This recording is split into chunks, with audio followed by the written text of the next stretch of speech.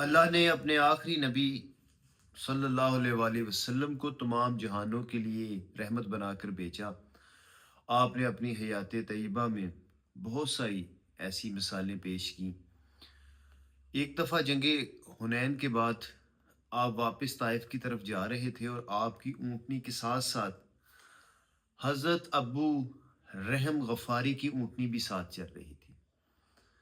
حضرت ابو رحم کی جو اونٹنی تھی وہ بڑی تیز رفتار تھی اور طاقتور تھی، تو آپ دونوں ایک دوسرے کے ساتھ باتیں کر رہے تھے اور وہ بڑے خوف زدہ تھے اور بڑے محتاط تھے کہ کہیں میری اونٹنی جو ہے وہ آپ صلی اللہ علیہ وسلم کی اونٹنی سے ٹکرا نہ جائے، لیکن پھر بھی ایسا ہوا کہ دونوں اونٹنی آپس میں ٹکرا گئی، جس کی وجہ سے آپ صلی اللہ علیہ وسلم کا پاؤں زخمی ہو گیا۔ آپ کے ہاتھ میں چھڑی تھی، آپ نے ابو رحم غفاری کے پاؤں پر ہلکی سی ماری۔ اس کے بعد وہ بڑے خوف زدہ ہوئے، بڑے خوف میں تھے کہ اب کوئی قرآن کی آیت نازل ہوگی اور مجھے سزا دے دی جائے گی۔ وہ اپنے گھر پہنچے،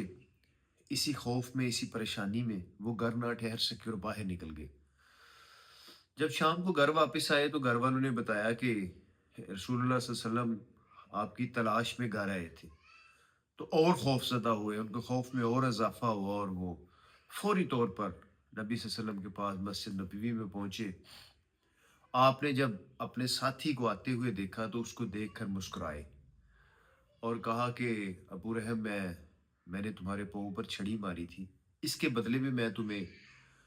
بیڑوں کا ایک ریوڑ اون سمیت دیتا ہوں۔ تو آپ بڑے حیران ہوئے اور بڑے پریشان ہوئے کہ یہ کیسی رحمت ہے کہ مجھے چھڑی مارنے کے بدلے میں 80 بیڑیں دے دی گئی۔ تو یہ نبی صلی اللہ علیہ وسلم کی رحمت کا